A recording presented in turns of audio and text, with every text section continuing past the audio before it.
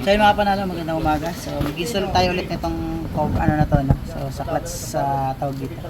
So may clutch siya, no? So, clutch plate dito sa labas, ano? Clutch outer plate. So gamit natin dito is 4mm na allen para dito. So pag mag-umpisa kayo, kalasin is ipakinan natin para mabilis, ano?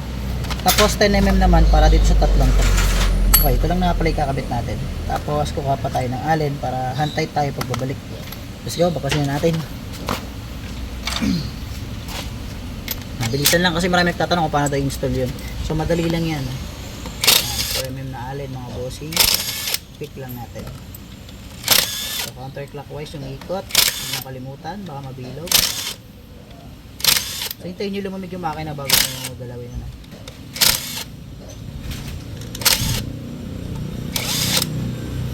Ayan na. So tanggal na lahat. So ingatan nyo pumatak tong salamin at baka magasgas. Ano. So tulad yan, may mga tools sa baba. Pag pumatak yan, gasgas yan. So paglapag naman ganun din. Hanap kayo ng magandang pwesto. So ito na, tatlo lang kakalasin natin dito sa loob. Ito lang. Kunti-kunti lang mga idol. Pakita natin siya pag umiikot.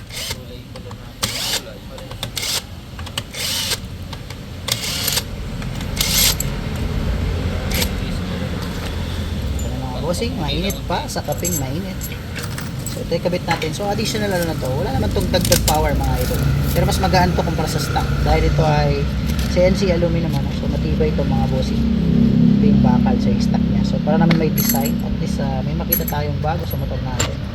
And then yun nga, parang yung BMW at Ducati pag nakapark, ano? So yung mga transparent nila, kitang kita nyo yan. So simple lang naman yung pag-install nito mga boss, napakadali lang. Kailangan lang meron tayong proper tools at medyo may alam din tayo sa pagbabaklas, ano? So kahit nga wala masyadong alam magbaklas dito ay pwede naman. Hindi na nga yan. Mahina, tatanggalin ko. Wire yan, wire.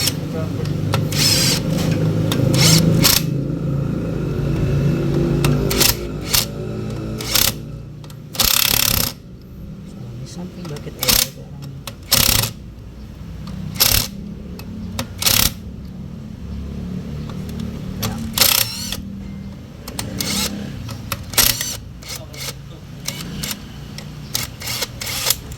something mga boss, teka lang ha, check natin mabuti. Dapat parang hindi sila pantay-pantay. So nga, yun, medyo may napansin tayo, no, yung butas hindi maganda yung fittings. So may gagawin muna tayo dito mga idol, medyo lalakihan natin yung butas para mapang-abot. So pag ganon, check nyo mabuti yung mga item, tapos obserbahan nyo habang kinakabit. Dagdagan natin ang butas, medyo napaliit yung butas. So yung akin plug and play, so pag tinuluyan natin mapuputol ito, magbabasag. So yan, let's go, i-drill lang natin ng konti, dito konti lang, tara. Buburasan nyo lang ng konti pag may problema ang gano'n. Yoy. Sama basahan eh. So hindi natin depende siya sa pila ng basahan dahil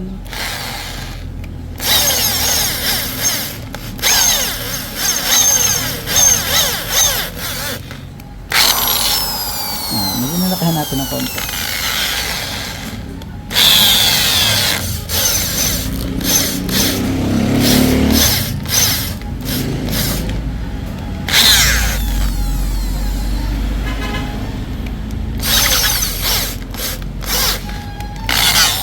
Mga idol, tapos na kaagad. Ganun lang.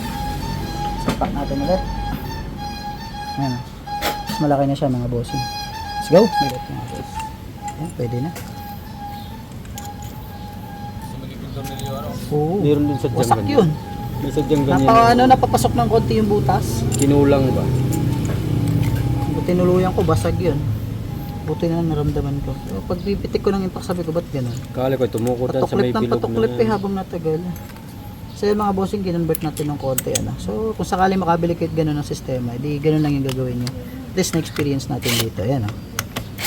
Yun, o, tama. Tuloy-tuloy yung pagbaba, no. Sayang. Tatagpakabit ka na rin pala ng clutch spring, pitch bike.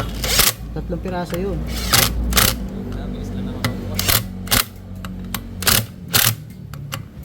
Ano, okay Okay na mga idol, nakakabit na kaagad. Ang bilis, dagdag pogi, ano? So dito na tayo ulit. Mas neighbor clutch. Siyempre yung Ducati natin is sa baba yan mga idol. Puma. Hindi, mawala yan. Spring yun. Sa marami, no? Madamo. Live spring. Mayagpag na yung mga ibang dito. Sino? Si Patrick. Racing monkey tsaka forest Tuhuli na eh, umasingil eh. Shout out Patrick. Bayad ka utang mo. Patrick, hindi yan. Si ano yun? Tricycle. Tricycle. Ah. Si Liit. Ulit. Ulit.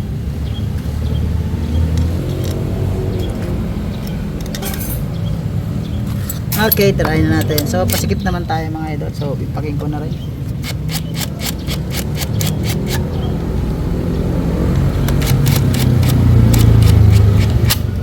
Matagal lang put-put. Ano lang ito? Dalawang taon na natin ito.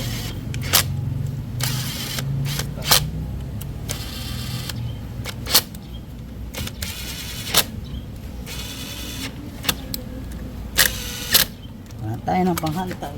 Maxis, makunat-kunat yan. Tagal nito. Bago na ako sa Patay natin mga boss. Isa-isa. Ha?